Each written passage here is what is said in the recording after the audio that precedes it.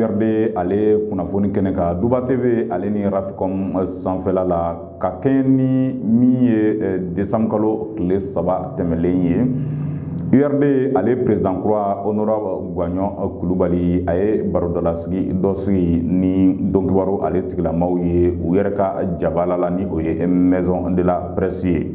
Nin barodala sigi a ɲɛmaaya tun bɛ maa min bolo o ye honorable Gagnon Coulibaly ale yɛrɛ ye. Fo ka taa se vice-présidente madame Coulibaly Kadiatou Samake min ye honorable Amadou Cissé n'a bɛ fɔ ma ko Jajiri, docteur Befon Cissé, Kalulu Samake, fo ka taa se Abdul Wahab Bertema min ye madame Ramatulaye Ajaviakoye Kone ale ye muso ka ɲɛmaa ye, fo ka taa se kɛrɛnkɛrɛnnena Amidou Bokoum mouvement des jeunes ale to a la min ye k'a dɔn k'a fɔ Amadou Kuma ale ye secrétaire général ye parti tɔgɔ la. Nin barodala sigi a bolila fɛn min kan o de ye k'a jira k'a fɔ parti URD min ye san kelen bɔɲɔgɔnko u ye o kɛ kiri ale kɔni bolo kan k'a sababu kɛ min ye janvier kalo tile 16 tɛmɛlen. A bɛ fɔ ma ko congrès extraordinaire o sigira parti URD ale tɔ la wa kun dabɔra min kama o de kun ye ka Baba Soumaila Cissé ala ma hinɛna na k'ale nɔ nabila. Kɛrɛnkɛrɛnnenya o congrès ba in o taara bawolo min na Gagnon Coulibaly ale de sugandira ka kɛ parti a président ye. O hokumu kɔnɔ maa minnu ma jɛn ni o sugandili ye olu ye kɛrɛnkɛrɛnnenya Gagnon Coulibaly a n'a kokɛɲɔgɔnw olu kɔni wele bɔgɔ jeninen kan min ye kiriso min n'a bɛ sigida duurunan tɔgɔ la ni a bɛ fɔ ma ko commune 5 kiti kɛra ye a jirala k'a fɔ Gagnon Coulibaly ale kɔni jodo wa a ka présidenya ko nɔgɔ fansi tɛ a la. O kɔfɛ min ye nin maa kelen ninnu u kɔni u ma sɔn u ma u laban u taara i k'a dɔn k'a fɔ Sana kiriso la ni o ye cour d'appel ye. O cour d'appel fana o jaabiw bɔra a jirala k'a fɔ Gagnon Coulibaly ale ye président ye. Kiriso tɔ ye kelen ye hali n'a sɔrɔ kumakan wɛrɛ ma bɔ o kow la fɔlɔ. O kama Gagnon Coulibaly ale ye wele bila URD a tɔndenw ma cɛ ni muso denmisɛn ni maakɔrɔ fo ka taa se kanubaw ma ka kɛɲɛ ni sibiridon ye ka se ka ɲɛfɔli kɛ tɔndenw ye. O ɲɛfɔli kɔnɔ Gagnon Coulibaly a y'a jira k'a fɔ parti ka dan bila ale ye parti a président de ye wa nɔgɔ tɛ ale ka présidenya na.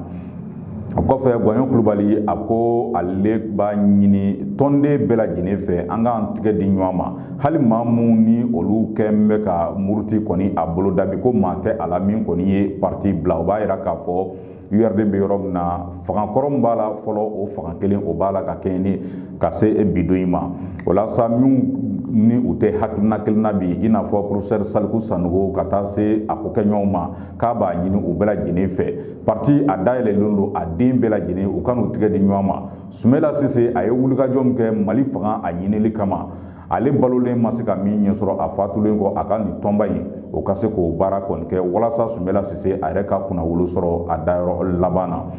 O kɔfɛ Gagnon Coulibaly a y'a jira k'a fɔ an bɛ yɔrɔ min na i n'a fɔ bidon in na Mali gɛlɛya caman bɛ a kɔnɔ ni o ye vie chère ye maaw da sera ma ni o ye journalistes ye ka ɲininkaliw kɛ yala vie chère a ko bɛ cogo di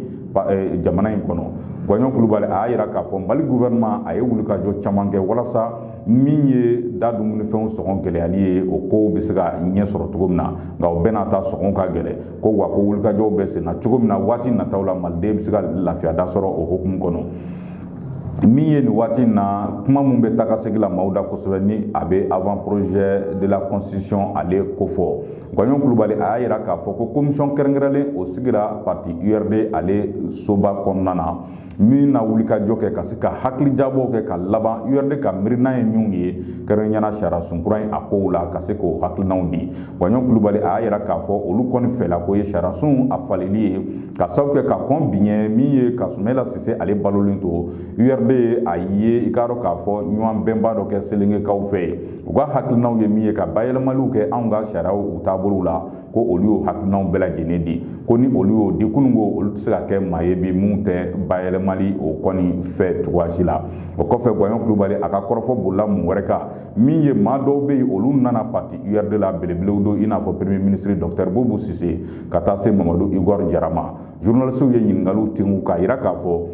yala